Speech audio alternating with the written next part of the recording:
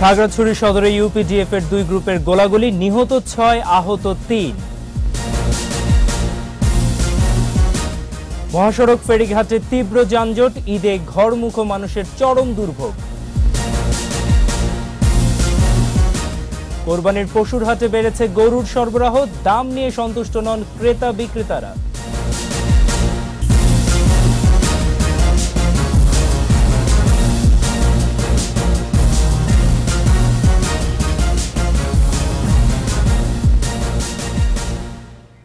শুনছিলেন first security ইসলামী bank limited সংবাদ শিরোনাম। আমন্ত্রণ জানাচ্ছে 21 দেশের সংবাদে, আপনাদের সাথে আছে আমি তানভীর এলিন। সংবাদ আরো থাকছে।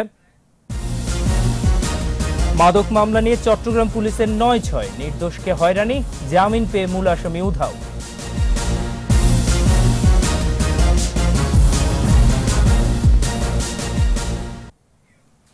খাগড়াছড়িতে United People's Democratic Front UPDF এর 2 গ্রুপের গোলাগুলিতে 6 জন নিহত হয়েছে, আহত হয়েছে আরো 3 জন। সকাল 9টার দিকে জেলা সদরের স্বনির্ভর এলাকায় এই ঘটনা ঘটে। সদর থানার ভারপ্রাপ্ত কর্মকর্তা শাহাদাত হোসেন জানিয়েছেন, ইউপিডিএফ এর প্রসিত ও গণতান্ত্রিক গ্রুপের মধ্যে এই সংঘর্ষ হয়। নিহতদের 4 জনের পরিচয় জানা গেছে।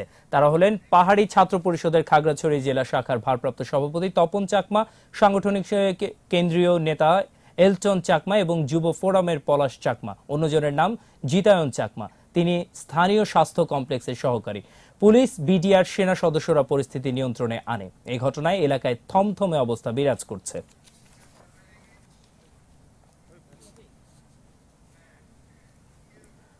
দর্শক, ঘটনাস্থলে আছেন আমাদের প্রতিনিধি চিং মে প্রো মার্মা, তার কাছ থেকে জানবো সর্বশেষ পরিস্থিতি।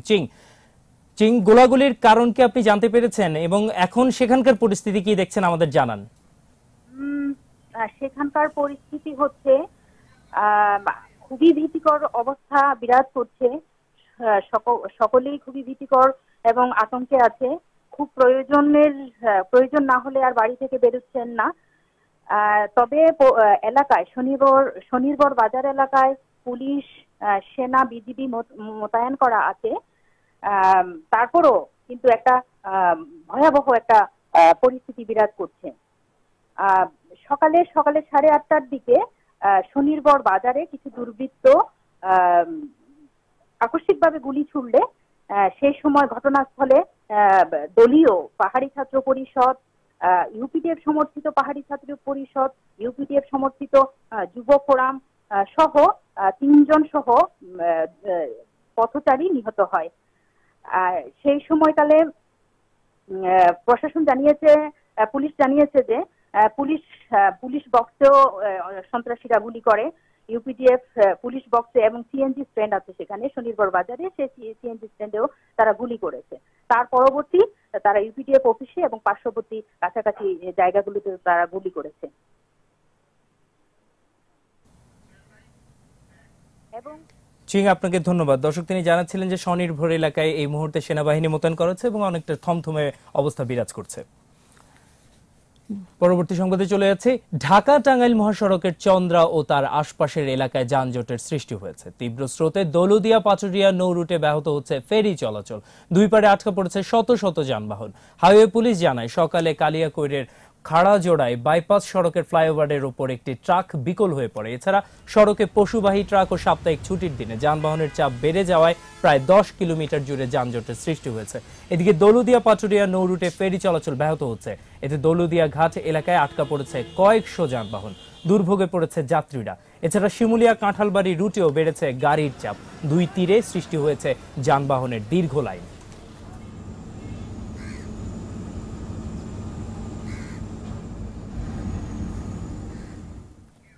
দেশজুড়ে কোরবানির পশু জমজমাট বেচাকেনা এখন হাটগুলোতে। এবার গরুর সরবরাহ প্রচুর। বিক্রেতারা বলছেন, হাটে বেশি পশু আসায় প্রত্যাশা অনুযায়ী দাম মিলছে না। আর ক্রেতাদের অভিযোগ, গতবারের তুলনায় দাম বেশি হাঁকা হচ্ছে। প্রতিনিধিদের সহায়তা আরো জানাচ্ছেন রাশিদুল আলম রাসেল। ঈদে কোরবানির জন্য পশু কিনতে সময় হাতে আছে আর মাত্র কয়েকদিন। জমজমাট হয়ে উঠেছে পশুর হাটগুলো। রাজশাহীতে পশুর সবচেয়ে বড় হাট সিটি হাট। এ হাটে দেশি গরু ও মহিষের ব্যাপক সরবরাহ। পর্যাপ্ত সরবরাহের কারণে কাঙ্ক্ষিত দাম মিলছে না বলে জানান বিক্রেতারা। বিভিন্ন জেলার লোকজন আমাদের হাটে এখানে আসছে, তারা গরু কিনে দিয়ে যাচ্ছে। গরু প্রচুর আমদানি, ওই জন্য দাম হচ্ছে না, বাজার খারাপ আজকে। তবে ক্রেতারা বলছেন ভিন্ন কথা। তাদের অভিযোগ, বিভিন্ন আকারের গরু গতবারের চেয়ে 5 থেকে 20,000 টাকা বেশি চাইছেন বিক্রেতারা। 25-এর গরু 30, 40-এর গরু 50, 55। নাটোরের তেবাড়িয়া সহ বিভিন্ন হাটে দেশি গরু এসেছে বেশি। ভারতীয় গরুর কারণে দামে প্রভাব পড়ছে বলে জানান বিক্রেতারা। লোকসান এড়াতে ভারতীয় গরু আসা বন্ধের দাবি তাদের। ভারতের গরু যদি না আসে, হয়তো সামনে একটা হাট যদি আমরা পাইতাম, তাহলে আমাদের গরু হয়তো আমরা ন্যায্য দামটা পাবো। সাধ্যের একটু কষাকষি হচ্ছে। কুরবানির জন্য কিনলাম 62,000 টাকা দাম। হাটে ক্রেতাদের জন্য রয়েছে পশুর স্বাস্থ্য পরীক্ষা করে নেওয়ার ব্যবস্থাও। কোনো পাবলিক যদি আমাদেরকে বলে যে দেখেন তো ডাক্তার সাহেব এই গরুটা ঠিক আছে কিনা, এটাও আমরা কিন্তু বলে দিতে পারবো। নড়াইলে কোরবানির হাটগুলোতে ছোট ও মাঝারি আকারের গরু বিক্রি হচ্ছে 40 থেকে 70,000 টাকায়, আর বড় গরু 80 থেকে 1 লাখ টাকার ওপরে বিক্রি হচ্ছে। 60, 70, 80 এই হলো বিক্রি বেশি হয়েছে, এর চাহিদাও বেশি, আর আপনার বড় গরুর চাহিদা কম। গত বছরের তুলনায় এবার ছাগলের দাম কম বলে জানালেন বিক্রেতারা। 12,000 দাম চাইছি, 10-এর কম আছে নাকি, 9-এর কম আছে নাকি। নড়াইলের ছোট বড় 16টি হাটে চলছে কোরবানির পশু বেচাকেনা। হাটে জাল টাকা রোধে পুলিশের নজরদারি রয়েছে। রাশেদুল আলম রাসেল, 21 টেলিভিশন।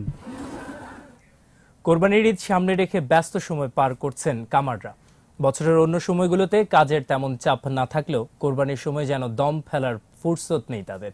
তবে বিগত বছরগুলোর চেয়ে এবারে সরঞ্জামের দাম বেশি হয় কিছুটা বিপাকে পড়েছেন কামারিরা। প্রতিনিধিদের সহায়তায় আরো জানাচ্ছেন মিজানুর রহমান। রাত দিন চলছে কামারশালার শব্দ।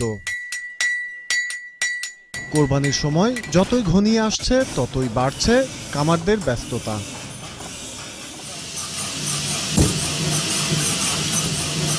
পশু কোরবানির দা, ছুরি ও চাপাতি সহ প্রয়োজনীয় সরঞ্জাম কিনতে মানুষ ভিড় করছেন কামারশালায়। আবার কেউ বা পুরনো সরঞ্জাম মেরামত অথবা শান দিয়ে নিচ্ছেন।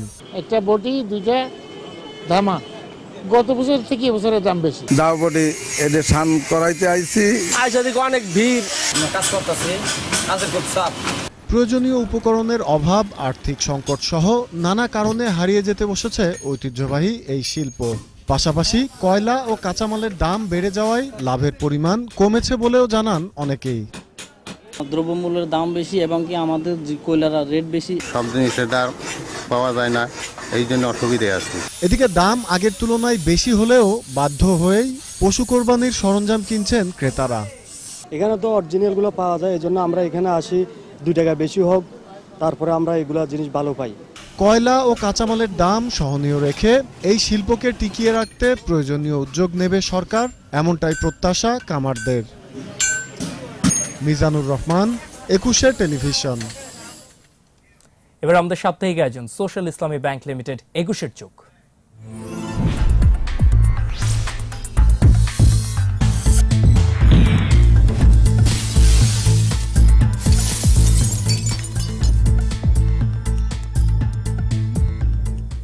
যে ব্যক্তি কোনোদিন চট্টগ্রামে যায়নি তার নামে ইয়াবা পাচারের মামলা হয়েছে বাকুলিয়া থানায়। ইয়াবা সহ আটক হয়েছে। 11 মাস হাজতবাসের পর মূল আসামি উধাও হয়ে গেলেও গ্রেফতারি পরোয়ানা গেছে অন্য ব্যক্তির নামে।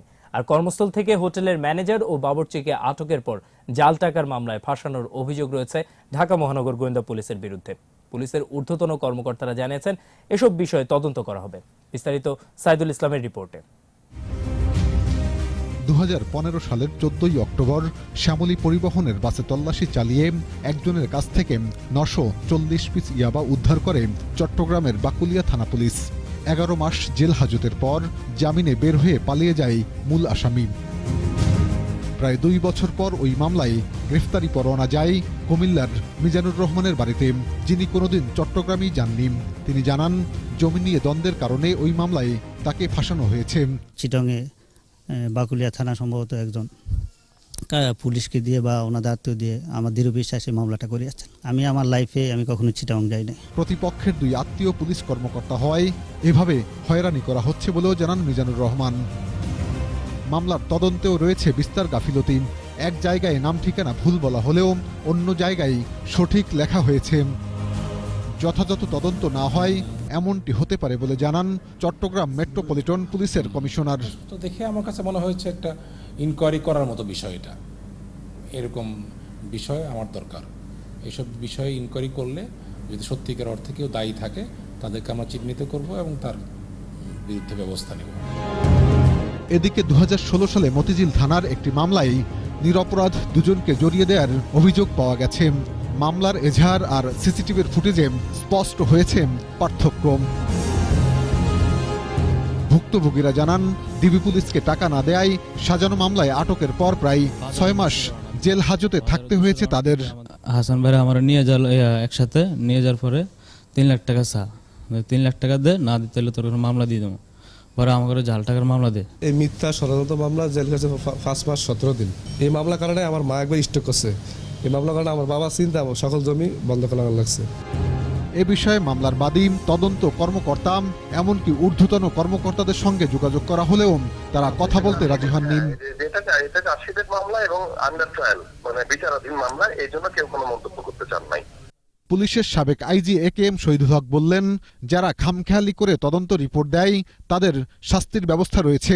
যখন এটি সন্দেহ আসবে সেটাকে বারবার নানান কৌশলে যাচাই করার দায়িত্ব তদন্ত করে বলছেন। একটা লোকের বিরুদ্ধে চার্জশিট দিলে 100% নিশ্চিত না হয়ে তাকে চার্জশিট দেওয়া কোনো ক্রমেই ঠিক না। নিরপরাধ মানুষ যাতে হয়রানির শিকার না হয় সেজন্য পুলিশ বাহিনীকে আরও মনোযোগী হয়ে কাজ করার পরামর্শ দিয়েছেন সাবেক এই আইজিপি। সঠিক তদন্ত না হলে নিরীহ লোক কিন্তু হয়রানির শিকার হয়। সাইদুল ইসলাম, 21 টেলিভিশন, ঢাকা।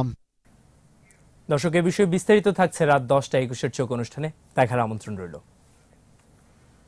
21 টেলিভিশনে মৌলভীবাজারের 3 প্রতিবন্ধী ভাই বোনের সংবাদ প্রচারের পর তাদের পাশে দাঁড়িয়েছেন ঢাকা, রাজশাহী ও ফরিদপুরের 4 সমাজসেবী। 21 টেলিভিশনের মৌলভীবাজার প্রতিনিধি বিকুল চক্রবর্তীর মাধ্যমে শ্রীমঙ্গলের উত্তরসূরে তাদের মা বাবা বেলুয়া ও শামসুল ইসলামের হাতে 12,000 টাকা তুলে দেওয়া হয়। রাজশাহীর জুবাইদা পারভিন, ফরিদপুরের নাজমুল হাসান ইস্তি ও ঢাকার মাকসুদা আনাম শিলু এই আর্থিক সহায়তা দেন।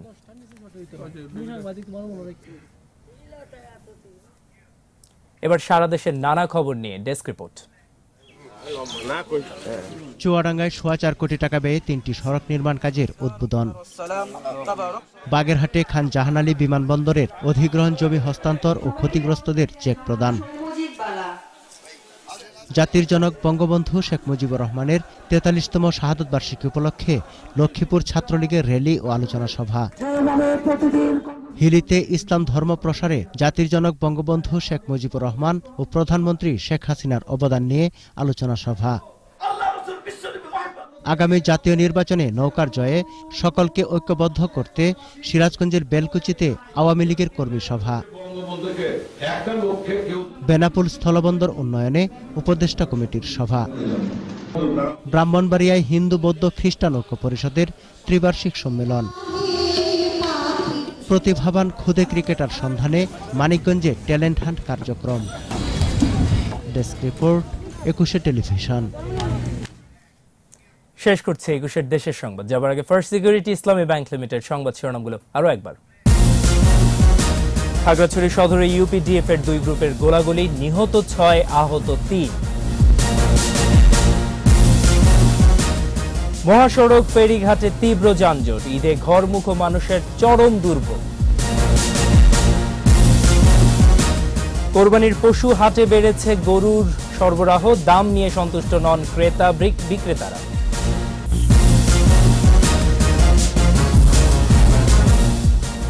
দর্শক, সবশেষ খবর জানতে ডায়াল করুন 2021 নাম্বার আর ভিজিট করুন 21-tv.com ওয়েবসাইটে। এছাড়াও ফেসবুকে ভিজিট করতে পারেন facebook.com/2124 অনলাইনে। এতক্ষণ সাথে থাকার জন্য সবাইকে ধন্যবাদ। পরবর্তী সংবাদ দুপুর 2টায় দেখার আমন্ত্রণ রইল। 21-এর সাথেই থাকুন।